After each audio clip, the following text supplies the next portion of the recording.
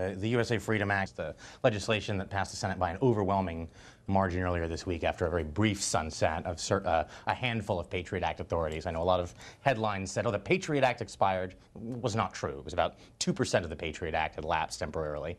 And so this both amended a set of authorities that had been used to gather data, three types of authorities, really. There was, of course, Section 215, which was used for the NSA's now infamous bulk telephony program, a different authority that was used for bulk metadata, and then national security letters, which are handed out by FBI agents without judicial approval. And so across the board, it tries to regulate those forbidding bulk collection, indiscriminate collection. But in addition, it also has a transparency piece. And the idea here is to prevent what happened after the passage of the Patriot Act.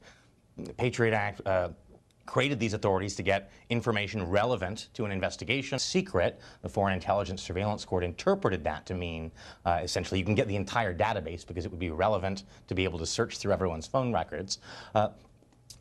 This was something that was, I think, very disturbing to some members of Congress who thought they had authorized something limited, found they had authorized much more. Clearly, I think, in the decision of the Second Circuit Court of Appeals finding that this bulk telephone database NSA had been running was unlawful under that even the Patriot Act just didn't authorize what they were doing. It was too far a stretch.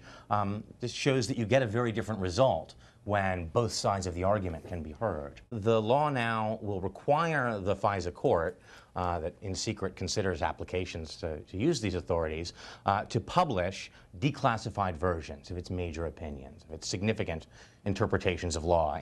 And the idea there is, again, to ensure that they can't sweep in too much information, give Congress and the public, more importantly, a chance to say, wait, that's not what we meant, and maybe rein in a court that is used to only hearing from the government, used to not getting much pushback when it gives the government whatever it wants. The FISA court, which, unlike most courts, only hears from one side in closed proceedings. It's totally normal for even ordinary criminal courts to have closed proceedings where it hears just from the government.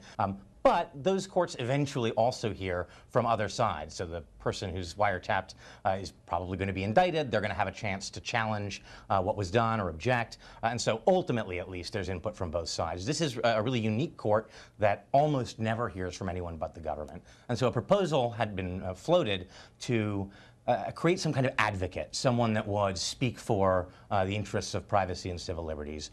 This was watered down a little bit. What ultimately ended up being added was an amicus that is supposed to argue before the court and present alternative perspectives, either drawing on technological expertise or legal expertise in civil liberties, at least in cases that involve some significant legal question, not